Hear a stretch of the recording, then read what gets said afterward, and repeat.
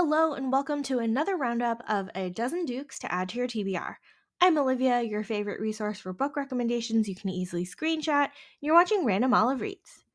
A Duke's Introduction to Courtship by Sophie Barnes is book 2 of the Gentleman Author series. Brody is an impoverished duke who has secretly written a romance book with two of his friends, but he needs immediate cash to deal with his brother's debt collectors. While he's out for a walk, he sees a job opening at a print shop and thinks that he could use the influx of cash while maybe sneaking in his own manuscript to be considered. While he's there, he runs into a young man who works as a compositor in the print shop and doesn't know why he's drawn to him. Harry is actually Harriet and dresses up as a young man to get a job and pay for herself and her sister's lives. She has successfully maintained the disguise for several years, but her attraction for Brody might give her away. Dreaming of a Duke Like You by Sarah Bennett is book 1 of the Romancing the Dukes series. Vivian is the sister of a young baronet who has gotten himself into gambling trouble after the bad influence of his friends. She goes to the gambling hell owner to try to ask for a reprieve since they're really very poor and can't pay for it. But Gabriel is a businessman after all and refuses. Later on, Gabriel learns that he is the legitimate son of a duke, and he has inherited a grandmother and 6 unruly sisters who all need help launching into society.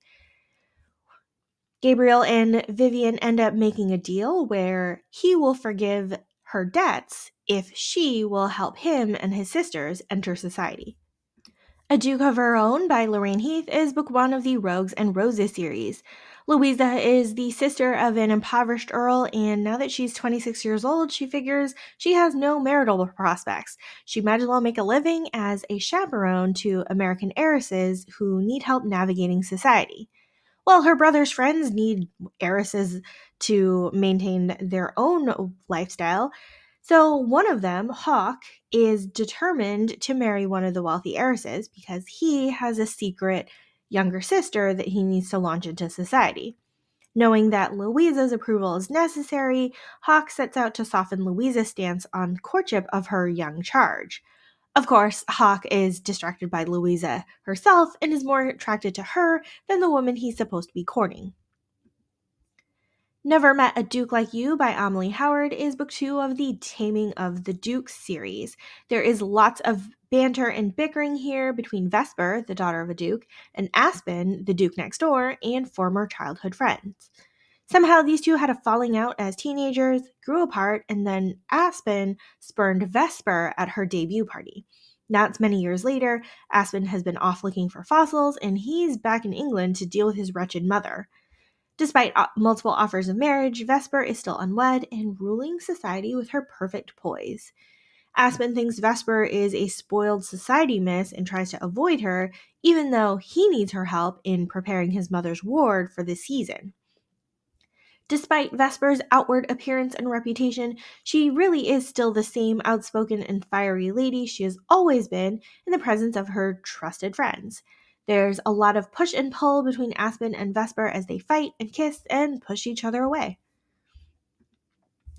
The Duke Starts a Scandal by Sophie Jordan is book 4 of the Duke Hunt series.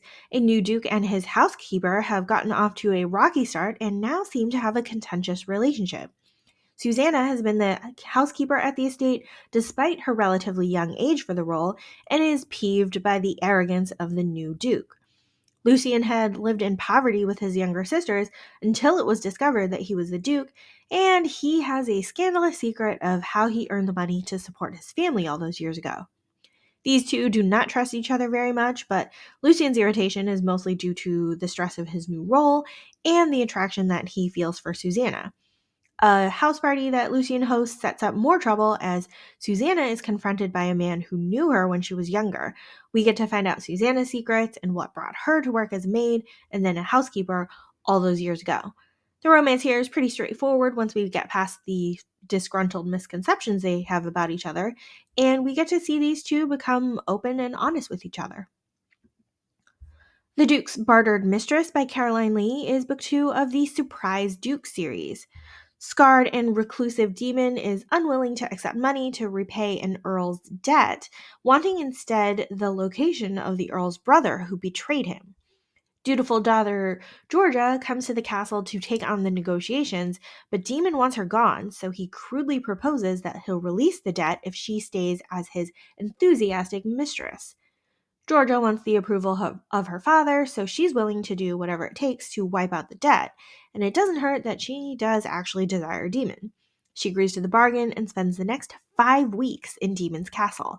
As they spend more time together, both in and out of the bedchamber, they slowly start to fall in love, but are hesitant to ask for anything beyond their initial agreement.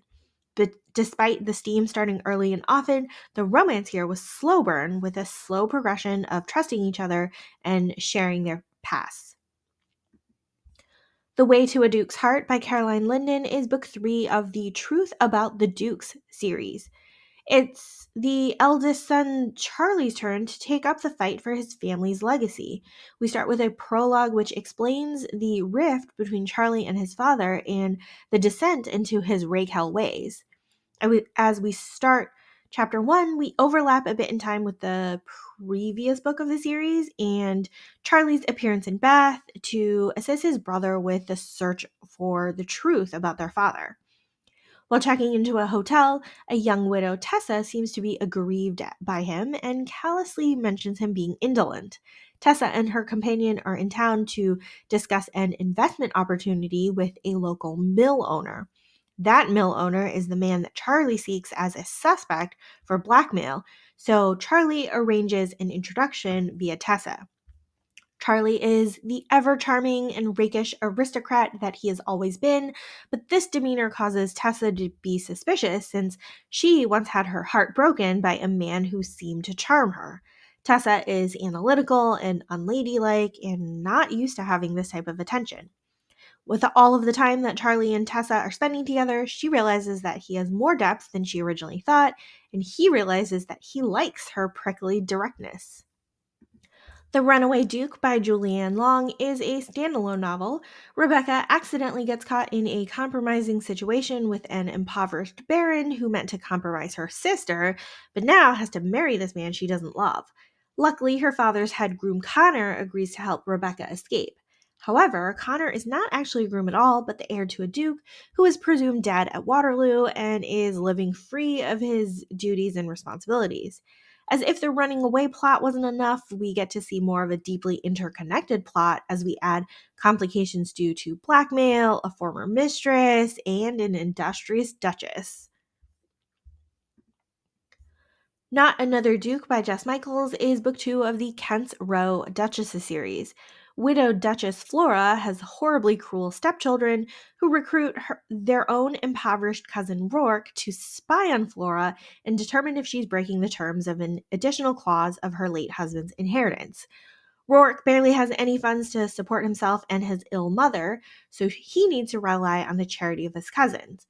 When he meets Flora, he finds that she's attractive and kind, and not at all the seductress that his cousins described.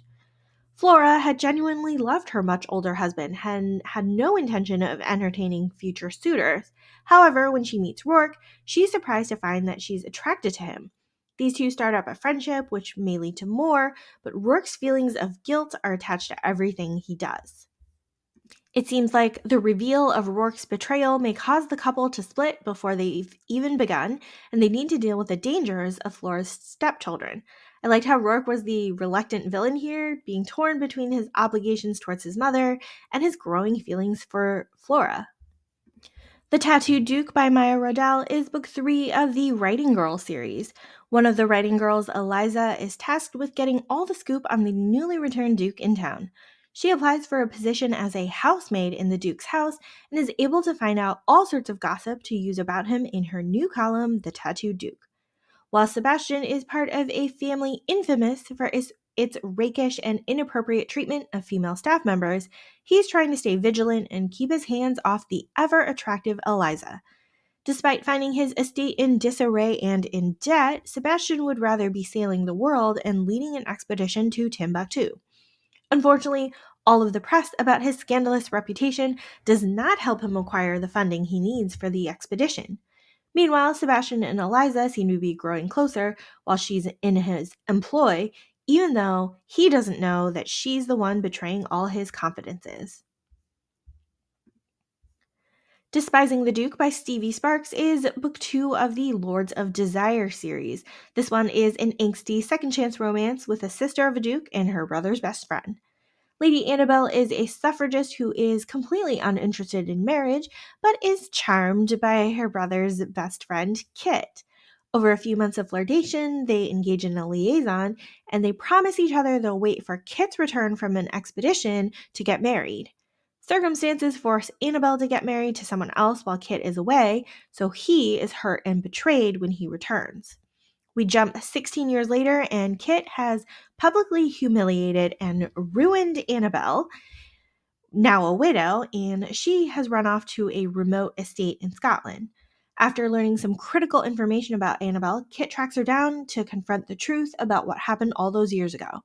We then have these two trying to work out their issues in a pretty steamy fashion and try to move on with their future. Project Duke by Mariah Stone is book 3 of the Dukes and Secrets series.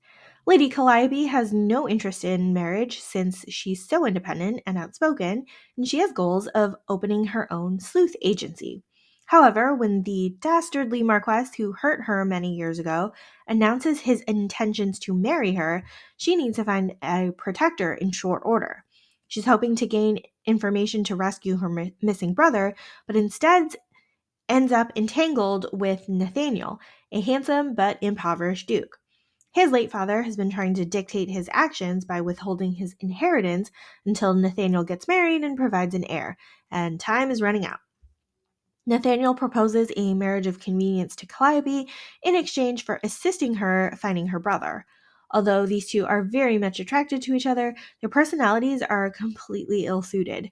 Calliope is brash and independent and always getting herself into danger, while Nathaniel has emotional scars from being unable to protect his mother from danger, and he always wants to keep his new wife and sisters safe from harm.